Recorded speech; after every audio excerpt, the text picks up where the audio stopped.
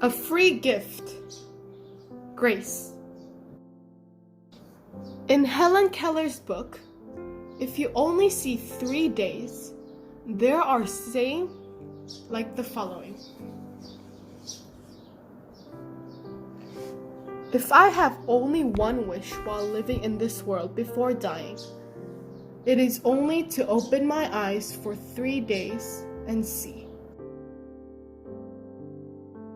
Even if we are enjoying the good, often passes without knowing that it is a great gift from God. We are living in the 3 days that Helen Keller longed for, and we are living today that the person who died yesterday wished to live. Word of today. For all have sinned and fall short of the glory of God, and are justified freely by His grace through the redemption that came by the Christ Jesus. Rome chapter 3, verse 23 to 24. Why do people fail to reach the glory of God?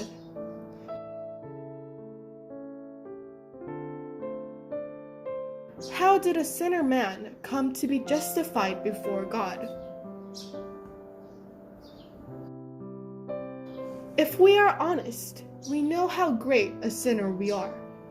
Those who say that they are innocent are deceived themselves, which includes one more sin that deceives God.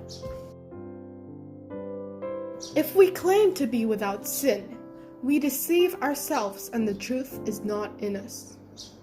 1 John chapter 1, verse 8. Only after realizing the misery of a man without Christ and despair and frustration towards oneself can we taste the richness of the grace that Christ pours out.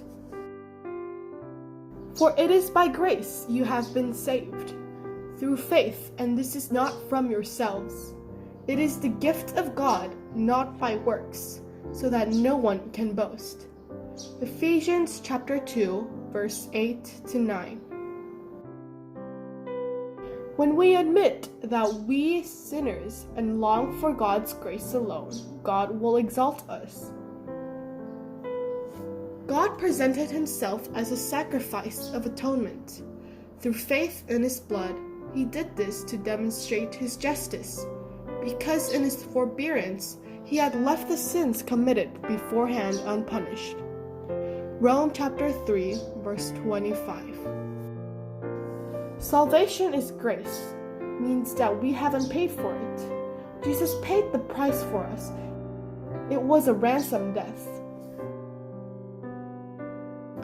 Because Jesus paid the penalty for my sins, God still accepts us when we still sin, and considers us righteous. This is the gospel of grace.